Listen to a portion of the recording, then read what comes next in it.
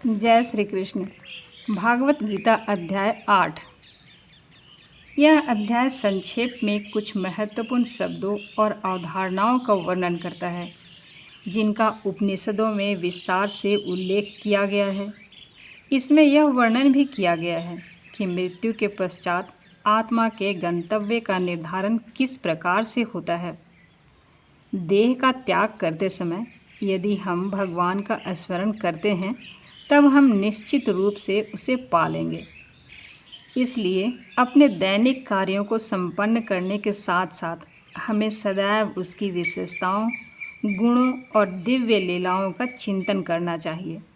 जब हम अनन्य भक्ति से अपने मन को भगवान में पूर्णतया तल्लीन कर लेते हैं तब हम भौतिक आयामों से परे आध्यात्मिक क्षेत्र में प्रवेश करते हैं। तत्पश्चात इस अध्याय में भौतिक क्षेत्र में स्थित कुछ लोगों की चर्चा की गई है।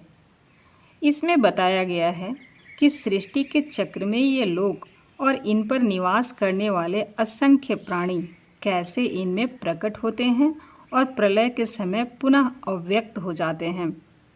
किंतु इस व्यक्त और अव्यक्त सृष्टि से परे भगवान का दिव्य लोक है। वे जो प्रकाश के मार्ग का अनुसरण करते हैं वे अंततः दिव्य लोक में पहुंचते हैं और फिर कभी नश्वर संसार में लौटकर नहीं आते, जबकि अंधकार के मार्ग का अनुसरण करने वाले लोग जन्म, रोग, बुढ़ापे और मृत्यु के अनंत चक्रों में देहांतरण करते रहते हैं। अर्जुन भगवान श्री कृष्ण से पूछते हैं कि हे भगवान, ब्रह्म क्या है, अध्यात्म क्या है और कर्म क्या है? अधिभूत को क्या कहते हैं और अधिदैव किसे कहते हैं? हे मधुसूदन, अधिज्ञ कौन है और यह अधिज्ञ शरीर में कैसे रहता है? हे श्री कृष्ण, दृढ़ मन से आपकी भक्ति में लीन रहने वाले मृत्यु के समय आपको कैसे जान पाते हैं? तब भगवान श्री कृष्ण बोले, परम अविनाशी सत्ता को ब्रह्म कहा जाता है। किसी मनुष्य की अपनी आत्मा को अध्यात्म कहा जाता है। प्राणियों के दैहिक व्यक्तित्व से संबंधित कर्मों और उनकी विकास प्रक्रिया को कर्म या साकाम कर्म कहा जाता है।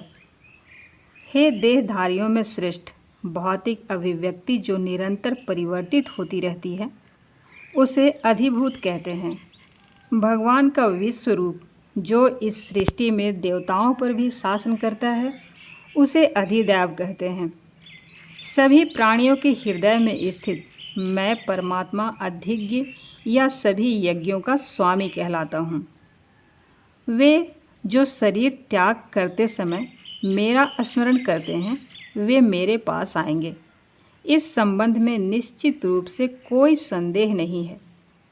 हे कुंती पुत्र अर्जुन, मृत्यु के समय शरीर छोड़ते हुए मनुष्य जिसका स्मरण करता है वह उसी गति को प्राप्त होता है, क्योंकि वह सदैव ऐसे चिंतन में लीन रहता है। इसलिए सदा मेरा स्मरण करो और युद्ध लड़ने के अपने कर्तव्य का भी पालन करो। अपना मन और बुद्धि मुझे समर्पित करो, तब तुम निश्चित रूप से मुझे पालोगे। इसमें कोई संदेह नहीं है। हे पार्थ, अभ्यास के साथ जब तुम अविचलित भाव से मन को मुझ पुरुषोत्तम भगवान के स्मरण में लीन करते हो तब तुम निश्चित रूप से मुझे पालोगे।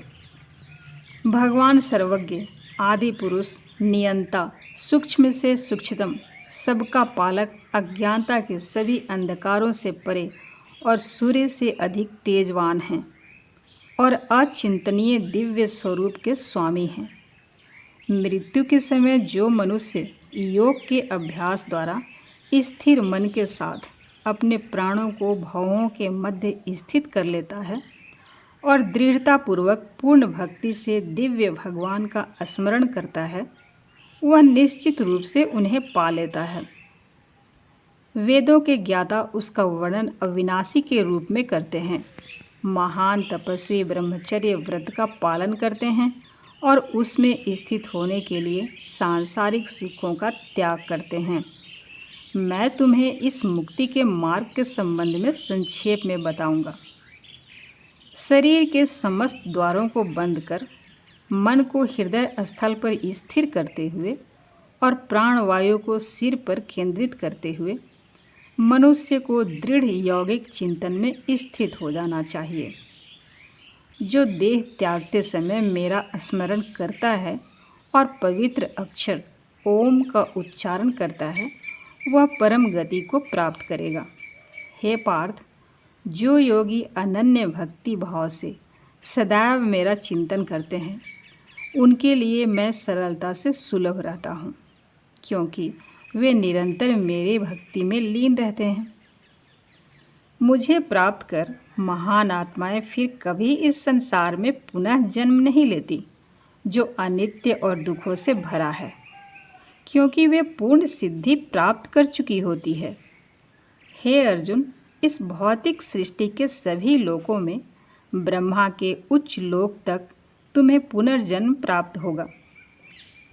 हे कुंती पुत्र अर्जुन, परंतु मेरा धाम प्राप्त करने पर फिर आगे पुनर्जन्म नहीं होता।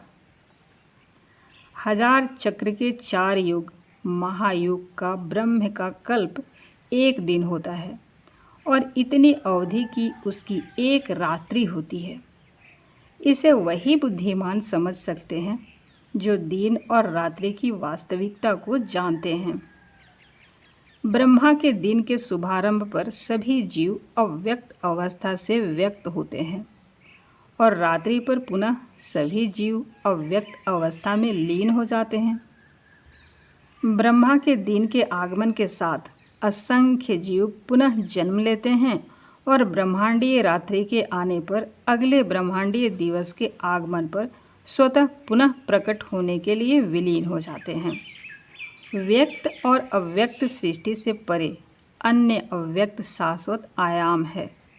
जब सब कुछ विनिष्ट हो जाता है, किंतु उसकी सत्ता का विनाश नहीं होता। यह अव्यक्त आयाम परम गंतव्य है और इस पर पहुंचकर फिर कोई नश्वर संसार में लौटकर नहीं आता। यह मेरा परम धाम है। परमेश्वर का दिव्य व्यक्तित्व सभी सत्ताओं से परे है। यद्यपि वह सर्वव्यापक है और सभी प्राणी उसके भीतर रहते हैं, तथापि उसे केवल भक्ति द्वारा ही जाना जा सकता है। हे भरत श्रेष्ठ, अब मैं तुम्हें इस संसार से दूर विभिन्न मार्गों के संबंध में बताऊंगा। इनमें से एक मार्ग मुक्ति की ओर ले जाने वाला है और दूसरा पुनर्जन्म की ओर ले जाता है।